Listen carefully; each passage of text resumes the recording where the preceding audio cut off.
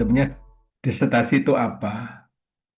Saya menulis tulisan ini karena banyak yang masih belum paham disertasi itu apa, sehingga orang menulis disertasi rasa menulis skripsi atau tesis sebenarnya.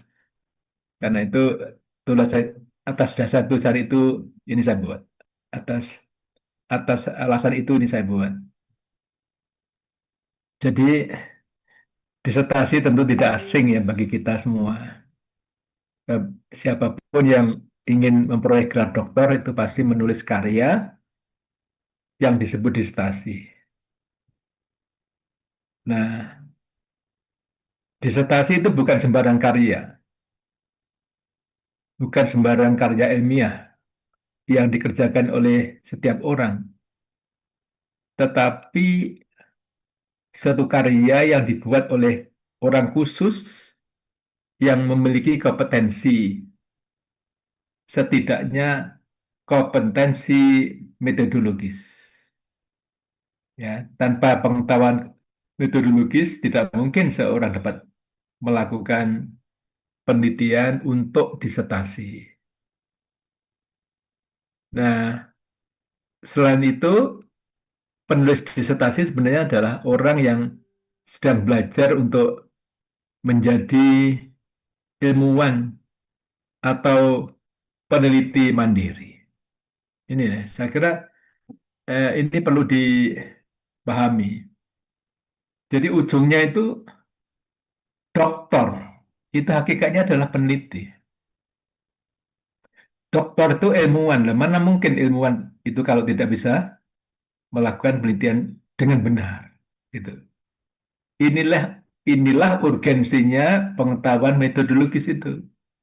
Mengapa kita itu kok terus saja updating knowledge on methodology itu karena ini prasyarat bagi seorang ilmuwan. Ketika seorang mendharma praktikkan hidupnya dalam ilmu pengetahuan, dia ilmuwan. Tapi ilmuwan yang macam apa? Ilmuwan yang memahami metodologi, sehingga ilmu yang diperoleh itu benar. Jadi metodologi itu memang alat memperoleh kebenaran ilmiah. Nah, kalau alatnya nggak benar, mana mungkin sesuatu yang ditemukan itu benar. Nah, dalam registrasi pasti ada pembimbing. Ya. Yang logikanya yang namanya pembimbing itu mesti memiliki pengetahuan lebih daripada yang dibimbing. Yang disebut promotor dan kopromotor. Ya. Apa peran pembimbing atau promotor dalam penulisan disertasi? Untuk memastikan bahwa langkah atau prosedur itu berjalan sesuai pedoman yang ditentukan oleh lembaga di mana seorang itu belajar. Tentu pedoman yang dimasukkan adalah pedoman yang benar dan mengikuti perkembangan zaman, perkembangan keilmuan metodologi. Nah, secara kualitatif peran promotor itu hanya 10% dari 100% itu. Selebihnya itu pada mahasiswa sendiri. Apalagi kalau penelitian kualitatif begini loh. Saya ingin meluruskan. Jadi kuantitatif dan kualitatif bukan hanya persoalan dua pendekatan yang berbeda yang bertolak belakang. Tapi ketika orang memilih pendekatan kualitatif, itu sadar bahwa sebenarnya orang yang paling tahu tentang sesuatu yang diteliti ya peneliti sendiri. Sehingga penguji itu tidak bisa menyalahkan substansinya sebetulnya. Jadi penguji itu hanya bertanya kepada peneliti itu, ya mahasiswa itu, apa yang telah dilakukan. Itu kalau penguji kualitatif. Jadi beda Ustaz Ismail. Penguji kuantitatif dan kualitatif itu tidak sama statusnya. Kalau kualitatif benar-benar menguji memang apa namanya ukurannya jelas statistik ya. Kalau rumusnya salah ya semuanya salah. Pilihan teorinya salah ya semua salah. Jadi kuantitatif itu betul-betul metode bukan prosedur. Karena semua sudah saklek. Based on principles, based on regulation, based on rules. Tapi kualitatif tidak. Jadi Peneliti kualitatif itu dia sendiri penelitinya, dia sendiri instrumennya. Maka sebetulnya orang yang paling tahu banyak tentang substansi yang diteliti ya peneliti sendiri. Karena itu ke pembimbing sifatnya laporan yang telah dilakukan ini. Jadi pembimbing itu sebenarnya tidak punya pengetahuan sedalam penelitinya dalam hal substansi. Gitu. Hanya hanya seorang peneliti kualitatif itu harus bisa menjawab semua pertanyaan dari manapun. Itu bedanya. Ya. Harus bisa menjawab, tidak meragukan sehingga hasilnya tidak meragukan. Nah, dia yang tahu banyak. Jadi sifatnya ke pembimbing itu laporan yang telah dilakukan. Nah, tapi dalam hal metodologi, pembimbing bisa mengarahkan. Itulah sebabnya saya berkali-kali menyampaikan betapa pentingnya dosen itu menguasai metodologi. Karena dia bimbing, ngajar, nguji. Nah, kalau terus nggak paham gimana? Lalu apalagi bertolak belakang dengan mahasiswanya kan banyak jadi korban. Nah, sehingga misalnya ada persoalan di stasi Kodak Marai nggak selesai-selesai itu sebenarnya bukan dosanya yang disalahkan. Ya mahasiswa sendiri itu karena 90% ada mahasiswa. Nah, tulisan ini bermaksud memaparkan makna dan paradigma pendidikan di stasi dengan harapan ini bisa dipahami dua disertasi yang bisa menghasilkan disertasi yang berkualitas. Di lapangan tidak sedikit disertasi rasa tesis atau bahkan skripsi. Disertasi yang hanya membahas satu satu variabel ya dalam bahasa kuantitatif atau satu isu lah dalam kuantitatif itu hakikatnya skripsi. Ini yang nanti dipahami betul ya. Nah, saya menulis ini dasarnya adalah KKNI, Kerangka Kualifikasi Nasional Indonesia. Ini saya mengutip sekian banyak eh, random saja definisi tentang disertasi ya kurang lebih sama walaupun redaksinya berbeda-beda. Nah, dari semua itu lalu saya merangkum eh, pendapat Romo Armada ini dengan disertasi adalah karya ilmiah hasil riset yang mengatasi karya ilmiah jenjang sebelumnya yaitu skripsi dan tesis yang menurut KKNI berada pada level 9, level paling tinggi dari seluruh perjalanan pendidikan akademik yang menggambarkan tingkat kompetensi dan kemampuan seseorang untuk menciptakan atau menemukan teori, konsep, gagasan baru. Ini loh, gagasan baru atau proposisi yang orisinal, kreatif, dan inovatif yang bermanfaat bagi masyarakat luas. Mulia sekali. Nah ini ya.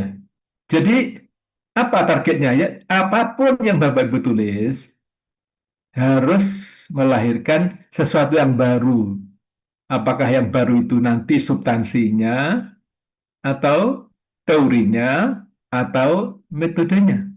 Jadi ada tiga peluang gitu sebenarnya. Nah ini saya simpulkan. Distasi adalah karya ilmiah tertulis puncak hasil penelitian yang dilakukan oleh seseorang untuk memperoleh gelar doktor. Saya ingin sekali menjaga nama marwah Unida, apalagi Unida di bawah nama pondok besar ya, Gontor.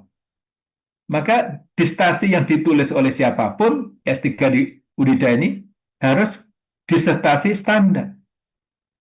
Apa standarnya? Ya menghasilkan temuan untuk pengembangan ilmu pengetahuan dan kemaslahatan umat manusia. Ini sehingga dibaca orang.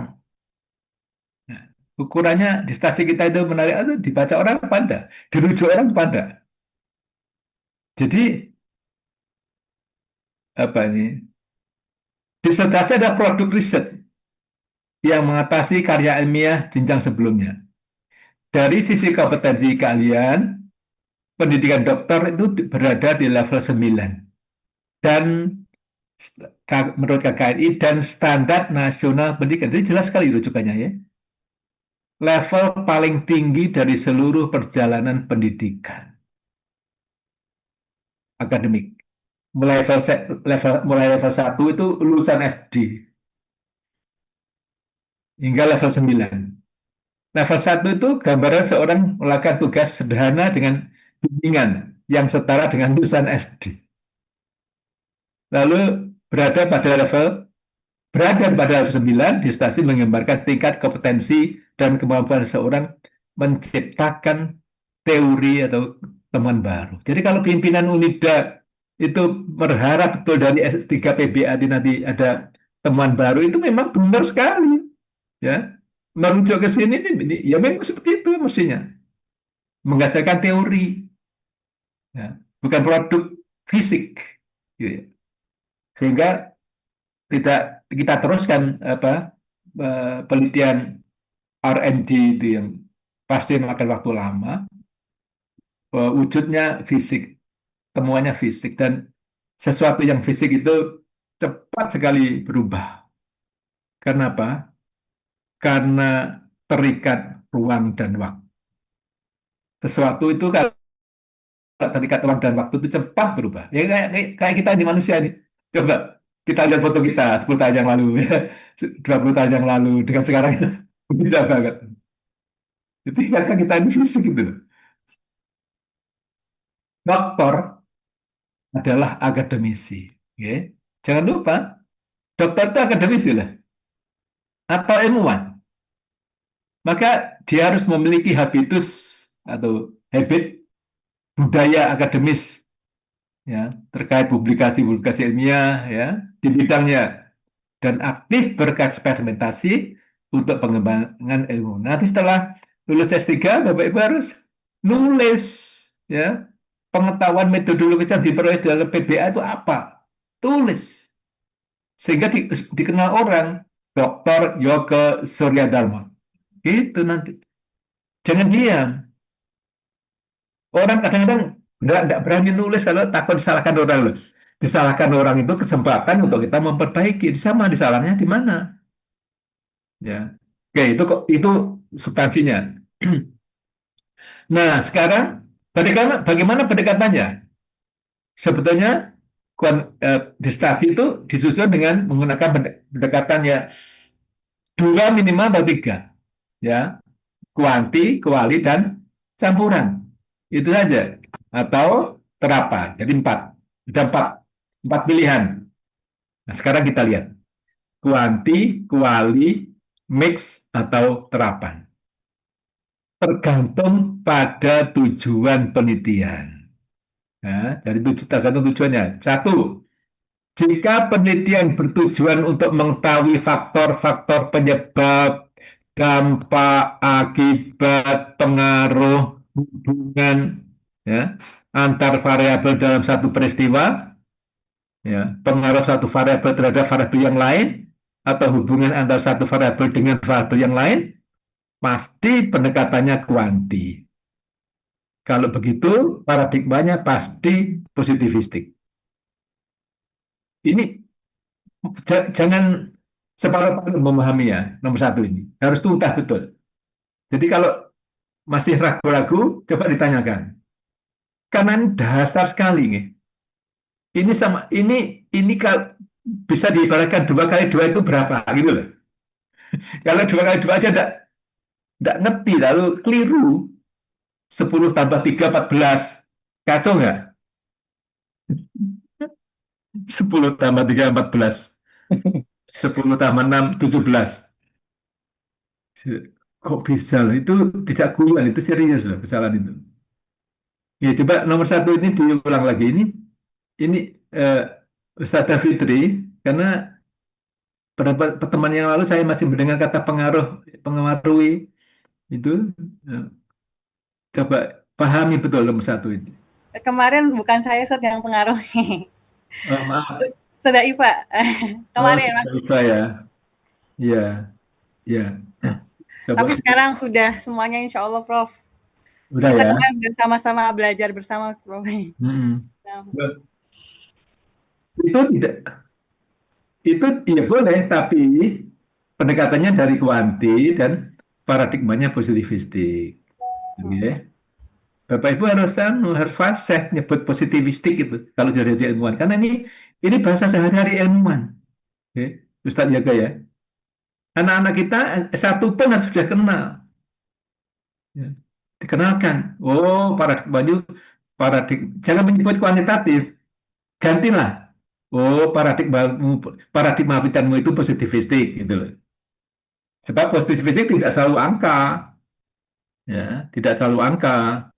Jadi berpikir pengaruh mempengaruhi, berangkat dari teori itu mesti positivistik. Gitu. Kalau kuanti kan mesti angka. Maka saya lebih suka menyebutnya, oh ini penelitian positivistik, ini penelitian interpretif, ini penelitian post positivistik gitu. Oh ini konstruktivistik kalau grounded. Oh ini penelitian pragmatik kalau R&D, kalau tindakan kelas. Nah, kalau mixed method, misalnya gitu.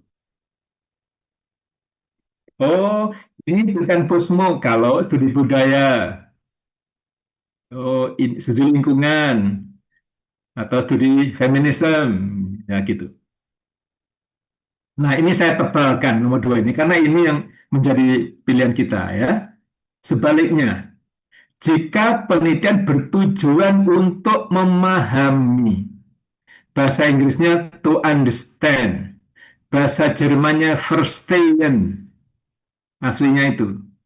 Karena kosakata ini dari Weber ya, verstehen, memahami suatu peristiwa secara mendalam hingga ke akar-akar persoalan dan memahami bahwa peristiwa tidak terjadi dalam hubungan kausalitas tetapi timbal balik, maka pendekatannya adalah kualitatif dengan berbagai variannya ya. Paradigmanya interpretif. Hanya persoalannya kalau kuantitatif itu tunggal ragamnya, tapi kalau kualitatif itu menjadi delapan. Bahkan eh, kalau dielaborasi lebih jauh menjadi 50. Kualitatif yang mana? Kualitatif yang murni seperti fenomenologi, etnografi, grounded, atau kualitatif yang positivistik yang kuasi. Ya, jadi mohon dipahami betul kualitatif itu ragamnya banyak. Harus kuantitatif yang mana? Upama nguji tesis ya. Bapak Ibu kan udah nguji tesis ya. Itu nggak cukup Ustadz Yoga. Kalau misalnya bertanya Ustaz, tanya ini penelitianmu menggunakan apa? Pendekatan apa kualitatif? Itu diteruskan pertanyaannya, kualitatif yang mana? Sebab kualitatif itu ragamnya banyak. Gitu loh. Kalau kualitatif yang akan kita pilih adalah kualitatif yang post positivistik. Nah, kenapa kok milih itu? Alasannya kualitatif post positivistik itu populer banget di Indonesia atau bahkan di seluruh dunia. Dua, dia kualitatif yang paling mudah diikuti. Kenapa? Karena peneliti bisa bersandar pada teori. Sehingga seorang peneliti bisa mengatakan, menurut teori ini, fenomena ini maknanya ini. Nah, gitu. Kalau kualitatif murni tidak menurut teori ini, ya, menurut saya sebagai peneliti, kan berat. Maka penelitian kualitatif murni seperti fenomenologi, grounded itu hanya orang-orang yang sebetulnya advance, researchers yang bisa. Orang kayak kita, saya anggap pemula lah, saya pun ya pemula sebetulnya. Itu lebih baik menggunakan positivistik. Ini nomor dua. Jadi ketika kita ingin memahami secara mendalam, agar bisa mendalam bagaimana? Ada beberapa syarat. Salah satunya adalah data harus melimpah. Jadi peneliti kualitatif itu tidak boleh kekurangan data. Sebab kalau terjadi kekurangan data, temuannya akan sangat dangkal. Satu. Yang kedua, dia bisa membongkar, akan bisa dalam ini. membongkar sesuatu di balik yang tampak. Itu artinya dalam itu. Gitu. Beda sekali dengan kuantitatif tidak berurusan dengan sesuatu yang dalam, justru berurusan dengan sesuatu yang tampak. Kalau kuanti itu melihat sebanyak-banyaknya, seluas-luasnya, tapi kalau kualitatif tidak, sebaliknya. Sedikit tapi sedalam-dalamnya. Jadi misalnya Ustadz Yoga mau meneliti fenomena apa kembali itu di pondok pesantren, ya sudah, itu fenomena dan yakinlah bahwa di balik fenomena orang belajar bahasa Arab itu ada sesuatu yang namanya nomena. Jadi kalau peneliti kuanti yang diteliti itu fenomena, tapi kalau kuali yang diteliti itu nomena, sesuatu di balik yang tampak. Jadi esensinya itu. Esensi itu selalu berada di bawah permukaan. Maka fenomena PBA, orang belajar mengajar bahasa Arab itu bagi kualitatif yang dilihat, yang digali, bukan yang tampak. Memang kita berada dari yang tampak, pasti. Tapi yang tampak itu namanya fenomena. Nah, di balik yang tampak itu ada sesuatu yang real, yakni esensi atau realitas. Jadi kita itu di situ loh, wilayah kerjanya itu di kualitatif itu di situ itu. Kalau ditelusur dari filsafatnya sekian ratus tahun yang lalu, filsafat kualitatif salah satunya adalah idealisme. Bahwa gagasan, ide, ya, sesuatu yang bersifat gagasan, sesuatu yang bersifat ide itu jauh lebih penting daripada sesuatu yang bersifat fisik material. Dan itulah yang menggerakkan seluruh aktivitas kehidupan manusia. Jadi nomor dua ini yang akan kita pilih.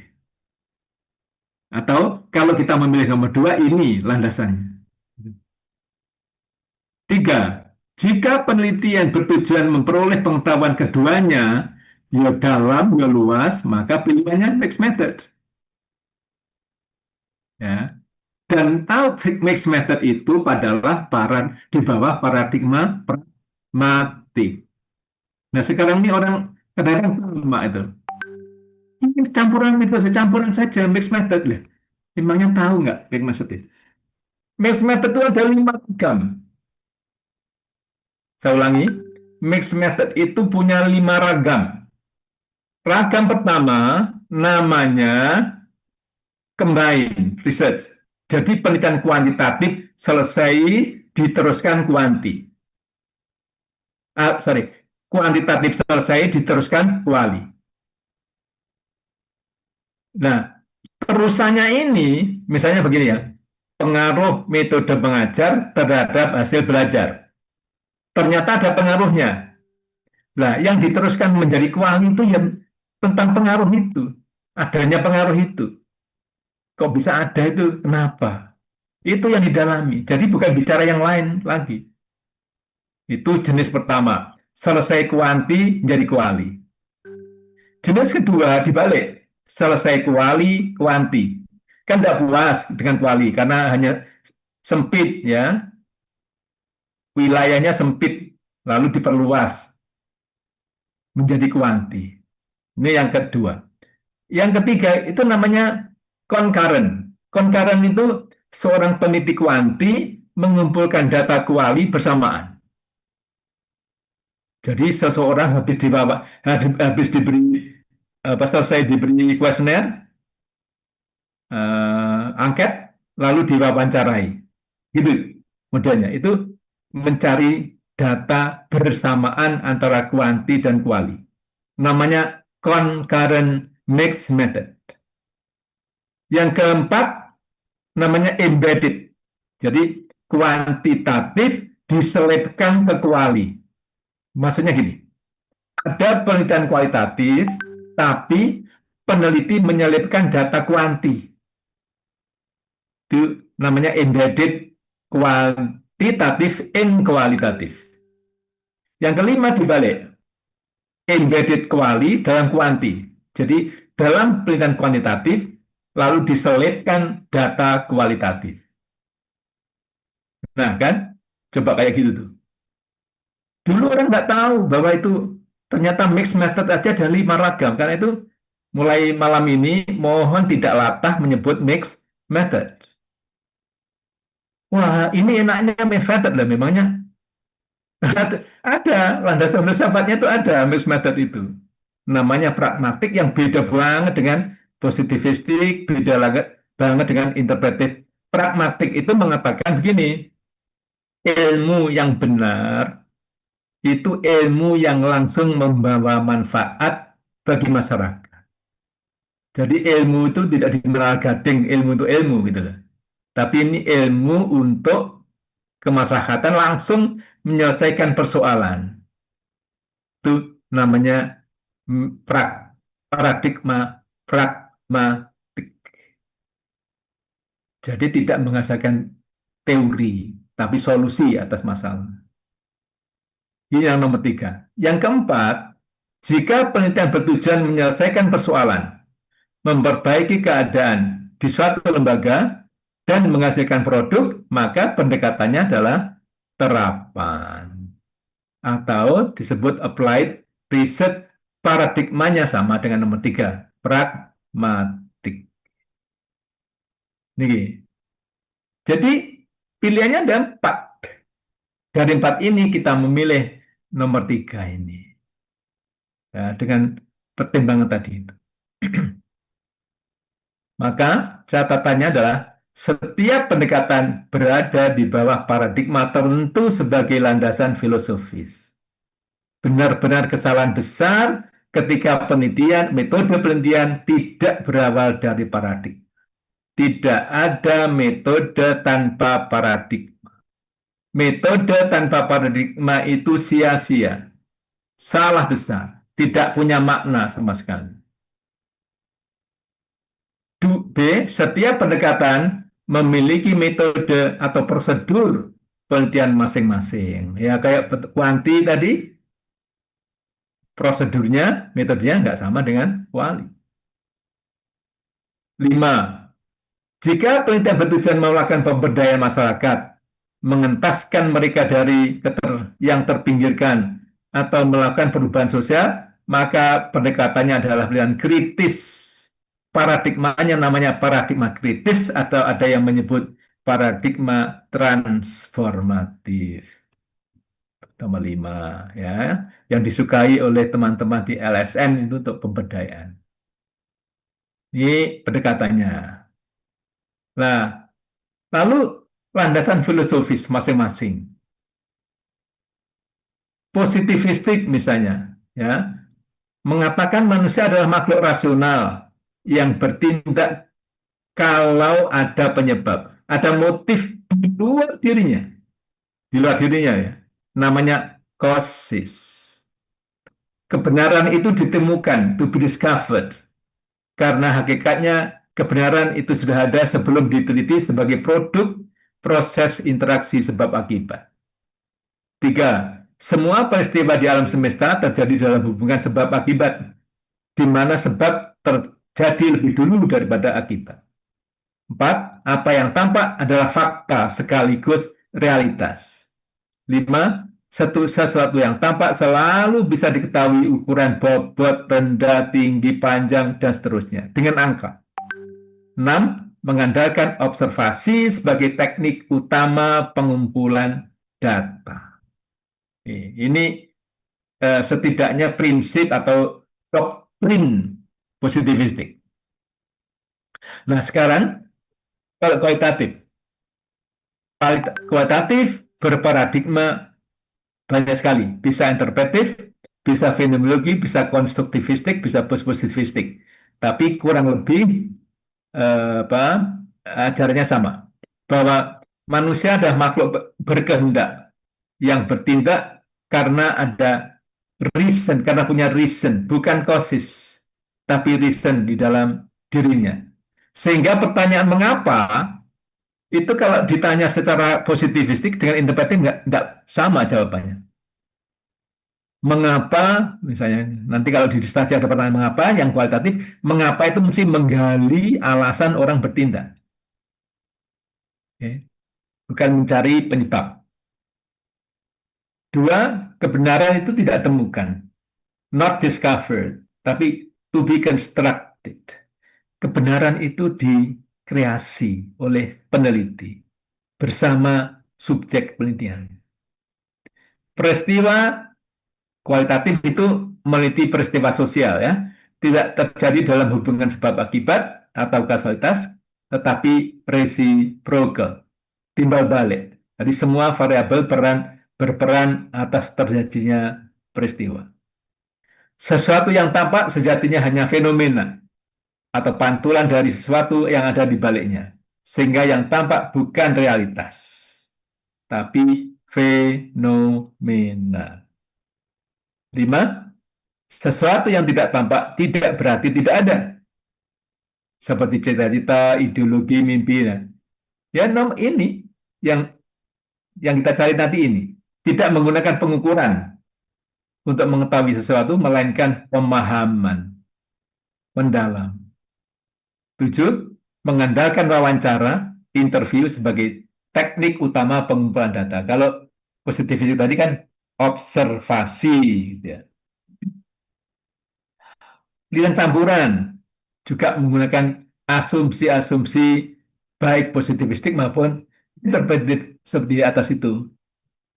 Yang empat ini, kalau pendekatan terapan itu di bawah payung paradigma pragmatik, asumsinya ya ini punya asumsi juga.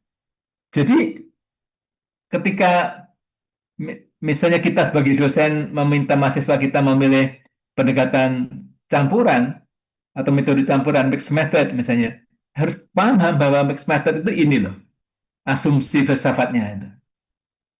Bukan, oh kalau begitu ini mixed method, bukan begitu. Misalnya ya, asumsi apa? Manusia adalah makhluk yang aktif, adaptif, praktis, dan dinamis untuk menyelesaikan masalah. Kebenaran adalah apa yang berguna. Jadi ukuran ilmu yang benar adalah ilmu yang berguna dan efektif untuk mencapai tujuan. Bukan sesuatu yang objektif dan absolut, tetapi sesuatu yang relatif dan kontekstual. Gitu definisi kebenaran menurut pragmatik. Suatu peristiwa terjadi karena banyak faktor penyebab dan bukan sesuatu yang statis atau tunggal, bukan proses yang terus berkembang. Empat, penelitian pragmatis memandang objektivitas sebagai sesuatu yang relatif dan kontekstual dan tidak dapat dicapai secara absolut. Mengandalkan teknik kombinasi atau metode campuran dalam pengumpulan data. Begitu juga paradigma kritis. Semua adalah landasan filsafatnya, Pak. Ini pahami betul. Ya, saya suka sekali Ustaz Semak itu habis kuliah lalu membuat rangkuman. Ya. Senang sekali ya. Seperti itu. Yang betul itu. Lalu di-share gitu ya. Coba kayak gini. Misalnya penelitian kritis itu ada asumsinya yang berbeda dengan sebelumnya, empat sebelumnya itu. Jadi masing-masing paradigma itu punya ajaran filsafat tentang manusia, gitu. Sehingga kita itu hati-hati sekali kalau misalnya, oh pakai metode ini, paradigmanya apa, asumsinya apa, selalu begitu. Ya. Nah, terus sekarang ini yang kita pilih, ya. Penelitian disertasi kualitatif. Sebetulnya kualitatif itu apa sih? Apa itu kualitatif? Disertasi kualitatif. Disertasi kualitatif adalah sebuah karya tulis yang dihasilkan dari penelitian kualitatif ya. Enaknya ini kan gitu. Yang bertujuan untuk memahami dan menginterpretasikan fenomena sosial. Kalau kita ya fenomena PBA atau budaya dalam konteks tertentu. Tetapi karena penelitian kualitatif itu banyak sekali tradisinya, beragam tradisi, penyusun disertasi bisa memilih satu di antara tradisi tersebut sesuai tujuan penelitian. Setidaknya ada 8 tradisi ya. Masing-masing itu dikembangkan menjadi banyak sekali. Kalau di 8 ini, kalau dikembangkan menjadi 50. Ada 50 tradisi penelitian kualitatif sebetulnya. Satu, kualitatif interpretif yang murni. Ini jenis fenomenologi, etnografi, grounded. Tiga itu, nomor satu ini. Dua, kualitatif post-positivistik. Itu selalu kuasi. Tadi Ustaz Ismail saya luruskan. Jadi kalau post-positivistik selalu pendekatannya kuasi. Kuasi itu kualitatifnya kuanti. Terus kualitatif yang konstruktivistik yang grounded ini nomor tiga ini grounded. Kualitatif pragmatik, kualitatif posmo, kualitatif hermeneutik, kualitatif studi literatur, kualitatif apa nih, post kualitatif. Jadi kualitatif post kualitatif sekarang ini caranya. Teman-teman di AFI nomor 7 ini. Kualitatif studi teks. Nah, kita PBA studi lapangan. Nih, jadi apa? Masing-masing tradisi tersebut memiliki tujuan sendiri-sendiri dan dilakukan dengan prosedur yang berbeda-beda. Gitu. Misalnya tradisi positivistik dipilih karena satu, peneliti sangat terbantu oleh keberadaan teori, gitu lah. Ya, keberadaan. Nah, teori nanti bab 2 ini penting sekali belum kita bahas. Kan kita milih positivistik ya, paradigmanya ya. Maka di bab 2 ada bagian namanya kajian pustaka. Kajian pustaka ini membahas dua hal. Satu, teori yang relevan, dan studi sebelumnya 5 tahun terakhir. Nah, ini bedanya. Kalau di dalam positivistik, ya sama. Selalu ada kajian pustaka, teori isinya, dan studi sebelumnya. Tapi kajian pustaka, teori di kuantitatif, di positivistik itu sebanyak-banyaknya. Ya, jadi kalau nulis teori panjang lebar, banyak sekali, memang harus begitu.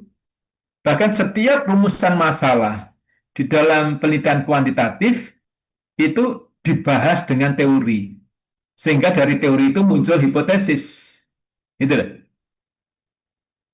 Nah, tapi kalau kualitatif beda. Bukan sebanyak-banyaknya teori yang digunakan di bab 2 itu. Dipilih teori yang paling relevan dan dekat dengan penelitian kita. Dengan topik penelitian kita. Bukan sebanyak-banyaknya. Ini bedanya. Sehingga kita akan tahu namanya theoretical gap. Gap teoretik.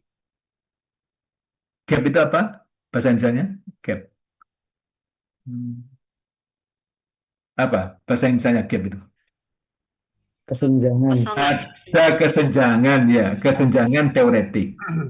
Nah, terus diteruskan dengan namanya, nah, dari kesenjangan teoretik kita lalu memperoleh apa namanya state of the art penelitian. Apa itu state of the art? Adalah perkembangan perjalanan penelitian yang kita pilih. Jadi Ustazah Fitri umpama meneliti tema apa dalam PBA, Ustazah harus tahu tema ini pernah dibahas oleh siapa saja. Perkembangan 5 tahun terakhir ini loh, diskusi tentang itu sampai di mana? Itulah namanya state of the art. Wajib bagi seorang peneliti. Hukumnya wajib. Jadi kalau penelitian tanpa state of the art ya berarti kita punya madhab sendiri. Ya. Apa tadi namanya? State of. Jadi kalau Ustadz Arifin ditanya oleh Ustadz Jarman, apa state of the art-mu? Ya harus. Oh, oh, enggak lah. Ini di PBA kok ya. Ditanya oleh Ustadz Ismail, misalnya, apa state of the art-nya? Gitu ya. Ini. Itu artinya apa? Ustadznya harus bisa menceritakan 5 tahun terakhir ini yang bicara secara teori, topik itu siapa saja. Gitu. Itulah gunanya setelah ketemu topik, kita membahas kajian pustaka.